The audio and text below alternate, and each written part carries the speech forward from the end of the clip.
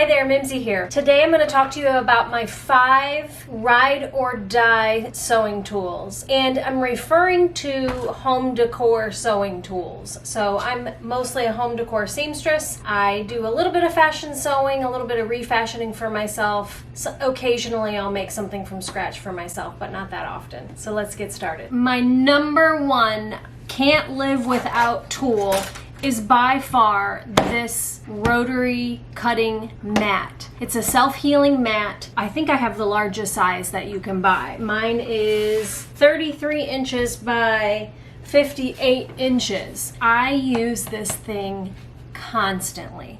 I use it for cutting almost all of my fabric pieces, and I use it a lot for cutting paper, and just I find myself using this thing.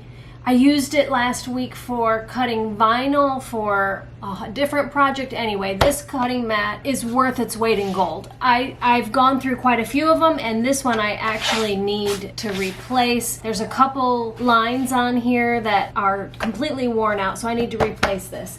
And then number 2, along with that, it's maybe this kind of should be together, is my rotary cutter. So I guess this is number 1 together. So my rotary cutter goes along with this. Now let me show you a regular rotary cutter, and then we'll talk about this one. So the cutting mat and the rotary cutter are definitely number one. So this is a normal rotary cutter. It is typically what you see at Joann Fabrics, and it works great, and the big cutting wheel makes cutting really quick and easy. It's really nice. But my mother-in-law introduced me to this little guy. She found this at a quilt shop when she was on a trip. And this one has an ergonomic design. So you wrap your hand around it like this, you put your finger on the top like that, and you cut like this.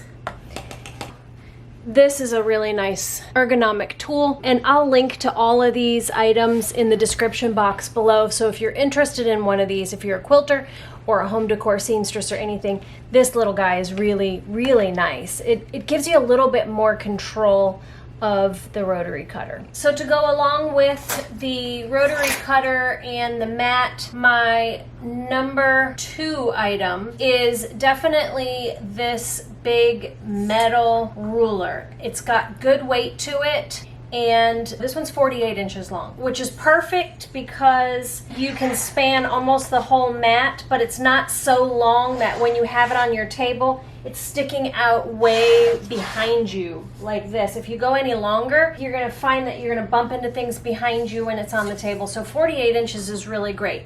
And it needs to be heavy and pretty thick, because when you're using your rotary cutter, the weight of it alone keeps it, I mean, you have to steady it with your hand, but the weight really helps. It's gotta be 2 inches wide for safety purposes, because when you're cutting, you want to make sure you keep your hands out of the way. A lot of times you'll put a lot of pressure on this cut, and I have seen people accidentally skip up here and cut their fingers. So that's why it's better to have a 2-inch wide ruler. I have these small metal rulers which are 1 inch wide. I would never recommend using a rotary cutter with a 1-inch ruler because of that safety issue.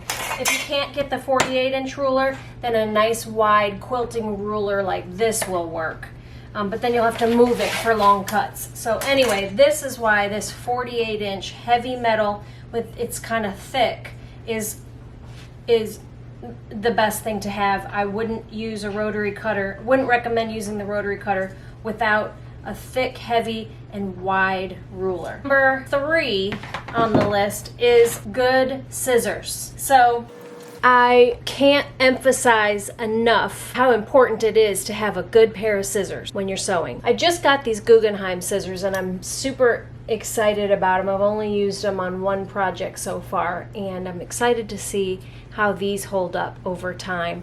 I've had these Gingers for years, and you should go ahead and invest in metal scissors that can be resharpened, because these can last a lifetime. If you don't cut through staples or anything metal and get chunks out of your scissors, or drop them and get chunks out of your scissors, this could last you a lifetime because they can just be sharpened and sharpened and sharpened. And the pink ribbon, I get asked frequently, why do you have a pink ribbon on your scissors? It's twofold. For one, when I drop my scissors on my table full of fabric, and I've always got a lot of fabric on my table, it makes it so much easier to find these scissors when they're, labeled like this. I can find them so easily on my table. I don't have to be searching around for scissors. And then the second reason is because my family knows that these are my sewing scissors, and that if they pick up these scissors, they will die.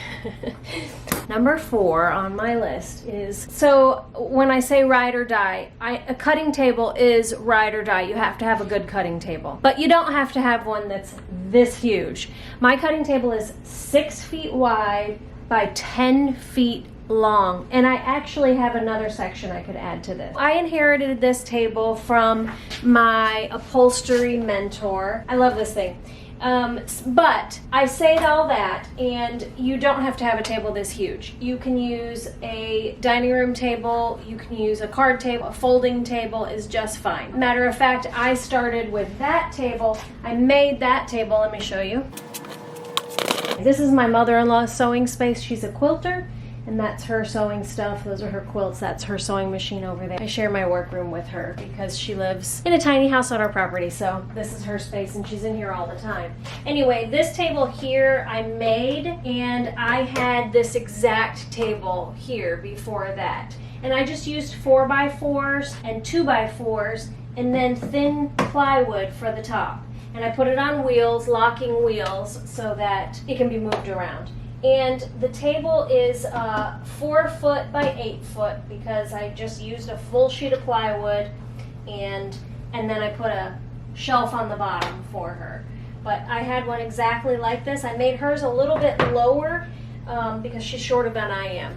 But that's one of the things I wanted to touch on with my table. If you are looking for a table, or you're gonna make a table like that, there is one thing I wanna show you. One thing that's, if you're gonna make a table, or if you're looking for a table, you could use a dining room table and add wheels to it to get it to the proper height. And having a table at the proper height is kind of important if you're gonna be spending a lot of time sewing, because you're gonna be at your cutting table quite a bit, cutting out patterns or cutting, curtains or whatever it is that you're doing.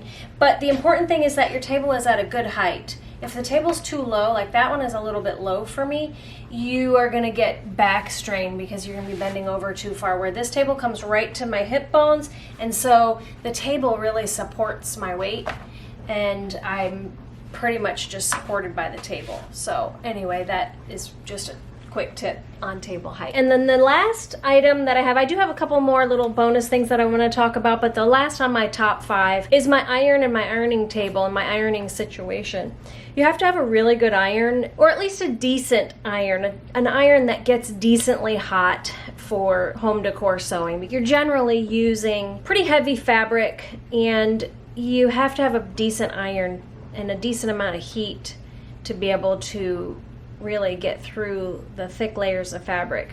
So my iron is over there, and I have a little card table set up that I've created an ironing pad, and I use this card table quite a bit. But what I even do more often, so mostly what I do is I have my ironing pad under my table, and usually what I do is I bring my iron over here, and then I open up my ironing fabric, and I often iron right on my cutting table. So this is something that this is ironing fabric, and you can buy this by the yard, and it has a kind of a metal inside so that it deflects the heat back up to the top, to the source of the heat. So the heat doesn't go down through and onto the table, and I use this all the time. So great, and it's the best because I have it longer than my table, so if I'm making draperies or large pieces, I just unroll this baby and iron my fabric here. And it makes it so much easier than having to carry it over to that smaller table, have it dragging on the ground, and then I can just fold this up and put it back under my table. One little bonus, I'm gonna talk about my sewing machines because I get a lot of questions about sewing machines and what's a good sewing machine to buy for somebody who's just starting out in home decor sewing, and that's a really tough question because there's so many options out there. I really wouldn't recommend buying a new sewing machine. If you don't have one, I would recommend buying a used one, an old machine. And I'm a little bit biased because I've used my Bernina for so many years. I had another Bernina, I had a commercial Bernina as well that I loved, and my Bernina is a workhorse. Anyway, you can see here I have a Juki commercial machine. That one is a walking foot, which can sew through anything and is great for making cushions and doing all kinds of heavy duty sewing. I also have that Singer right there. That's also a commercial machine, but that is not a walking foot. It's just a straight stitch and it's made for speed. So that one is great for doing draperies and stuff where it's long, straight sewing. But I hardly ever use either of those machines because they're so fast and I'm just not used to them. Let me show you what I use every day. Here we are in my office. I sit right here every day for a very long time. So here's my sewing machine, and then I have this space over here, which I usually have my laptop sitting here, and my desk stuff is here. So this is my Bernina. It is a Bernina 1120, and my mom bought this machine brand new, probably in 1980, maybe 1990. I don't remember when these came out, but it's been a very, very long time. I've lost the table. A couple months ago, I had a job in Miami, and I was there for about a week, and I think I may have left this table in my hotel room. So I need to get a new one. I can get one on eBay. I just haven't done it. Anyway, this machine is all metal parts. I had a service technician come and service it every year, and he said that this thing is all metal parts. They don't make sewing machines like this anymore, and that this would last me a lifetime. And it's insane how much this sewing machine has done.